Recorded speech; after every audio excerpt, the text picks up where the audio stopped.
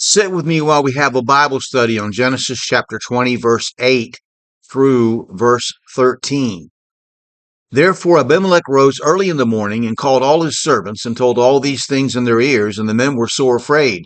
Then Abimelech called Abraham and said unto him, What hast thou done unto us? And what have I offended thee, that thou hast brought on me and on my kingdom a great sin? Thou hast done deeds unto me that ought not to be done. And Abimelech said unto Abraham, What sawest thou that thou hast done this thing? Abraham said, Because I thought surely the fear of God is not in this place, and they will slay me for my wife's sake. And yet indeed she is my sister, she is the daughter of my father, but not the daughter of my mother, and she became my wife. And it came to pass, when God caused me to wander from my father's house, that I said unto her, This is thy kindness which thou shalt show unto me. At every place whither we shall come, say of me, He is my brother. Now, if you watch this video, please click like and subscribe or follow, and share the video with someone else. Save it to favorites, watch it again, repost it. But feel free to make comments. Share your interpretation with us, as I'll share my interpretation with you. So this Philistine king does not delay early in the morning, calling his servants together and telling them how God spoke to him in this dream. Apparently, the righteousness of this individual king is reflected in the culture of his household. Proverbs 1:7. The fear of the Lord is the beginning of knowledge, but fools despise wisdom and instruction.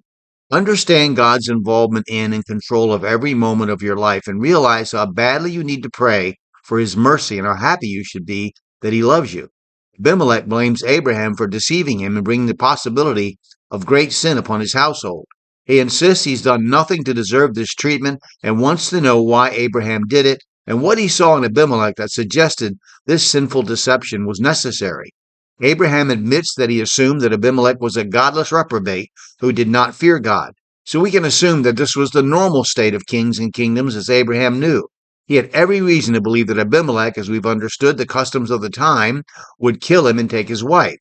It must have been a common concern of men. Abraham then sort of halfway justified himself. Quote, Well, what I said really wasn't a lie. She's also my half-sister. This scene makes a mockery of the times when we justify a lie, dissembling, insisting that since it was partly true, it wasn't really a lie. Oh, how many times I've heard that argument from a child, a teenager, or a grown person. The intent was deception, but when found out, we think we're so clever and that part of it was really true. Finally, he says that this is what he told her to do everywhere they went where there was some danger. But we see that Abraham's lack of trust in God's protection was unwarranted because even though he tried to deceive Abimelech for his own safety's sake, God revealed himself to the king and warned him. In the two situations, we see that Pharaoh, though wicked, was wise enough to know that when the sicknesses brought on his house, he wanted to be rid of Abram and Sarai and even bless them with abundance. But here, God, knowing Abimelech's heart, revealed himself but protected Abraham. Abimelech is a model of a righteous Gentile king. 2 Samuel 23:3 says, The God of Israel said, The rock of Israel spake to me, He that ruleth over man must be just, ruling in the fear of God. Okay, we'll stop there and pick it up in verse 14 next. Please open your Bible today and read it. Let God speak to you through His Word. Study your Bible, cross-referencing the verses. And before you do either one, pray to God for wisdom and understanding, and then share your interpretation with someone else. Now, I look forward to seeing what you have to say. If you disagree with something I've said, please feel free to post your citations. And if you have a prayer request, don't hesitate. Post it in the comments, and I will pray for you. And certainly other people watching this video will pray for you. And thank you. Have a good day.